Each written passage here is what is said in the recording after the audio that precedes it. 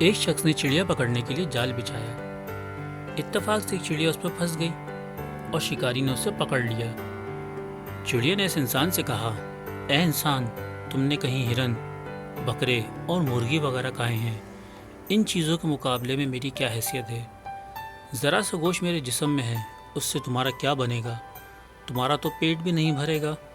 لیکن اگر تم مجھے آزاد کر دو تو میں تمہیں 3 نصیحتیں کروں گی جن پر عمل کرنا تمہارے لیے بہت مفید ہوگا۔ ان میں سے ایک نصیحت تو میں ابھی کر دوں گی، جبکہ دوسری اس وقت جب تم مجھے چھوڑ دو گے اور میں دیوار پہ جا بیٹھوں گی۔ اس کے بعد تیسری اور آخری نصیحت اس وقت کروں گی جب دیوار سے اڑ کر سامنے درخت کی شاخ پر جا بیٹھوں گی۔ اس شخص کے دل میں خیال پیدا ہوا کہ نہ جانے چڑیا کیا فائدہ مند نصیحت کرے گی۔ اس نے چڑیا کی بات مانتے ہوئے اس سے کہا، اے چڑیا، تم مجھے ایک نصیحت کرو، پھر میں تمہیں چھوڑ دوں گا۔ چنانچہ چڑیا نے کہا کہ میری پہلی نصیحت یہ ہے کہ جو بات کبھی نہیں ہو سکتی اس کا یقین مت کرنا۔ یہ سن کر آدمی نے چڑیا کو چھوڑ دیا۔ وہ سامنے دیوار پر جا بیٹھی، پھر بولی، میری دوسری نصیحت یہ ہے کہ جو بات ہو جائے اس کا غم نہ کرنا۔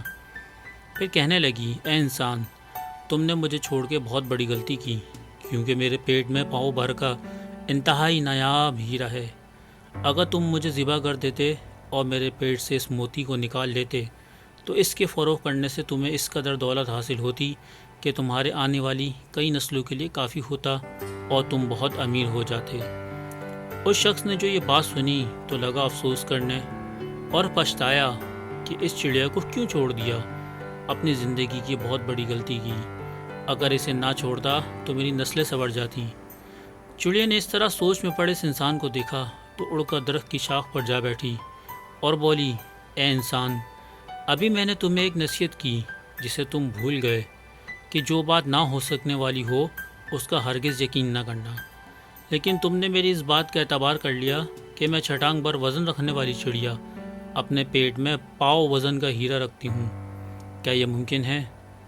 تو میں دوسری نصیحت یہ کی تھی کہ جو بات ہو جائے اس کا غم نہ کرنا، مگر تم نے 2 نصیحتوں کا بھی اثر نہ کیا اور غم افسوس میں مبتلا رہے کہ خواہ مخواہ مجھے جانے دیا۔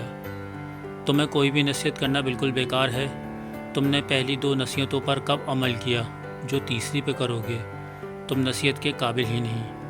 یہ کہتے ہوئے چڑیا اڑی اور ہوا میں پرواز کر گئی۔ وہ شخص وہیں کھڑا چڑیا کی باتوں پر غور و فکر کرتے ہوئے سوچوں میں کھو گیا۔ وہ لوگ خوش نصیب ہوتے ہیں جنہیں کوئی نصیحت کرنے والا ہو۔ ہم اکثر خود کو عقل کامل سمجھتے ہوئے اپنے مخلص ساتھیوں اور بزرگوں کی نصیحتوں پر کان نہیں دھرتے اور اس میں نقصان ہمارا ہی ہوتا ہے۔ یہ نصیحتیں صرف کہنے کی باتیں نہیں ہوتیں کہ اس نے کیا دیا، ہم نے سن لیا، بلکہ دانائی اور دوسروں کے تجربات سے حاصل ہونے والے وہ انمول اثاثے ہیں جو یقیناً ہمارے لیے مشعل راہ ثابت ہو سکتے ہیں اگر ہم ان نصیحتوں پر عمل کریں۔